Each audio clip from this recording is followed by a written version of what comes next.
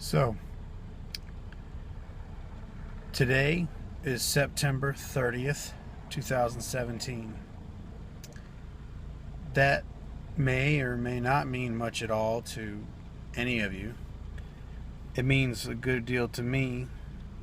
The reason is because September is IC Awareness Month. My wife has IC. Many of you would not know what IC is.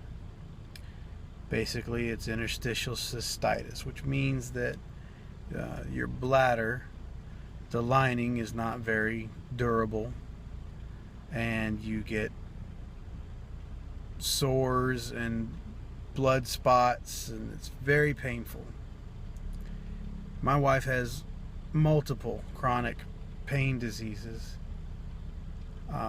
but IC is the reason I'm talking to you right now.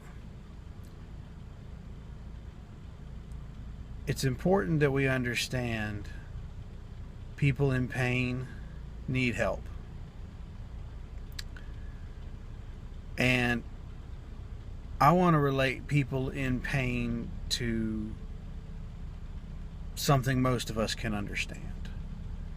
Because not everybody can understand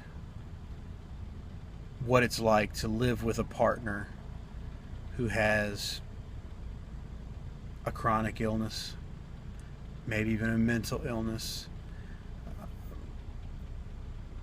My wife has fibromyalgia and endometriosis. All of these diseases, they kind of mirror each other. Sister diseases is what they're called. So IC Awareness Month is why I'm here, but there are others, and many people who have one have the other. Sometimes it's tough dealing with those people. And I say those people because there's many people that deal with things differently. There's many problems that come along with it. And despite what you may be going through in your personal day, just getting up and getting a shower is agony to many of these people. And a lot of them feel broken and defeated. And I want to relate this to something as far as like an average guy can relate. Today, my car will hit 300,000 miles. And I'll just show you, if this camera will allow me. I'll flip it so that you can see. Should be able to see it right there. 299,998. Now, you might go, what does that have to do with this? You never know where you're going to be when your car is going to hit 300,000 miles. You never know what you're going to be doing when some disease hits you. Doesn't change the fact that that person's a person. It doesn't change the fact that the car I'm sitting in is driving, running, gets me from point A to point B every day of the week. You would take care of your car if it needed new brakes. You would take care of, your significant other if they needed help and time and to be held. Well, you can't just buy a new bladder. You can't just fix these chronic illnesses. The only thing that you can do is realize that that person has value. Just because they can't get moving doesn't mean that they're not worth it. Just because the person in your life might have a mental illness doesn't mean that you should shun them. You take people as you are. I drive my car every day knowing that it's got high miles on it. Doesn't change the fact that I love driving this car. My wife has problems. There are days when she can't get going. Doesn't mean that I love her any less. There are days where she's angry, and rightfully so. She's in pain. And it's not like a car. I can't just get new brake pads. I can't just change out the spark plugs. People aren't cars. But at the same time, I've seen through my wife's support group where people will get rid of their significant other because there's a problem. That's not right. You take people as they are. So my wanting to get on here and to relate this to you is this. A car is replaceable. People aren't. Take people as they are. Love them as they are. Enrich your life and allow them to enrich yours. Nobody's perfect. All people need and deserve love.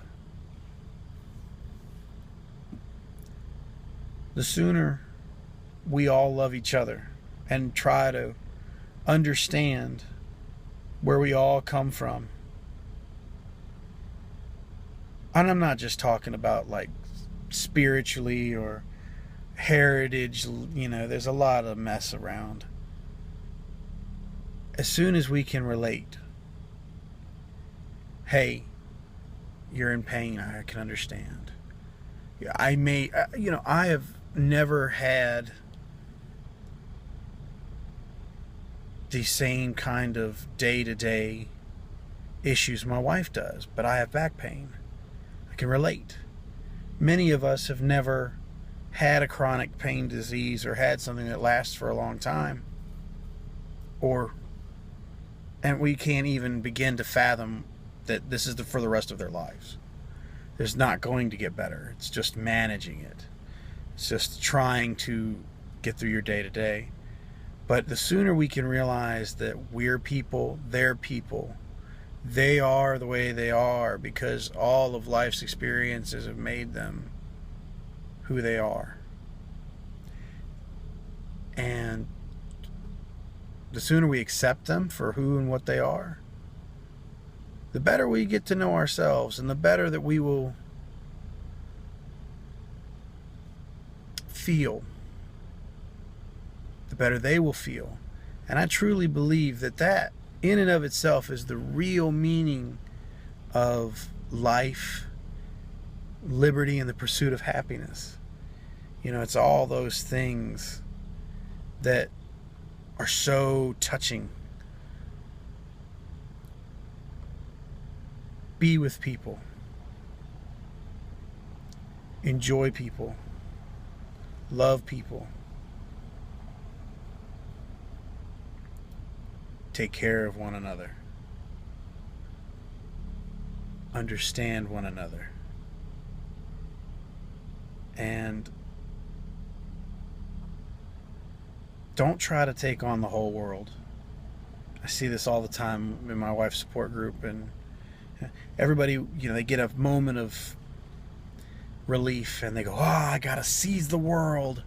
You know what? Don't seize the world. Seize the moment. Seize that one thing.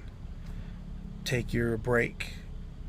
Get what you can done. Set realistic goals. If your realistic goal is to get up, get dressed, and throw your makeup on or get the trash out or whatever, don't look at it like, that was something that anybody could do. It's not something anybody could do. It's something you could do. If you set unrealistic goals, you'll always feel like a failure.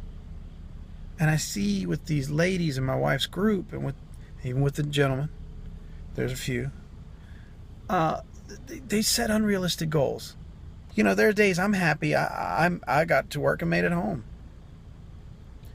If you set realistic goals, not too far out in the future, it may help you with feeling like a failure.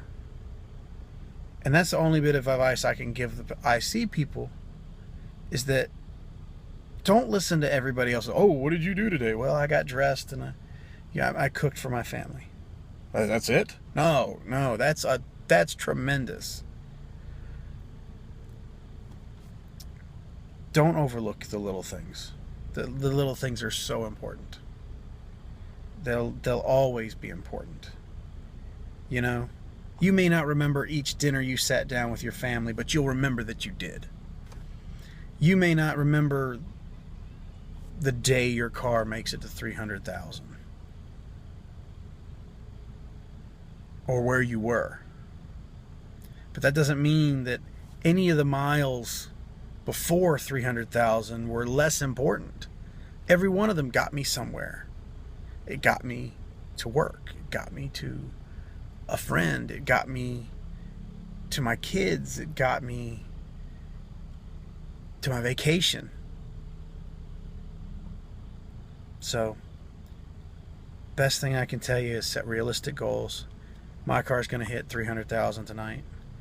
I'm going to go home and see my wife and hug my wife and kiss my wife.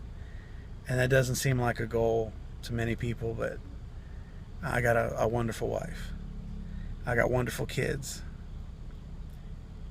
And when I take a minute to think about all that I have, you know, I don't have a dime on me, but I've got the best. I'm the wealthiest man in the world because I've got the best people in my life.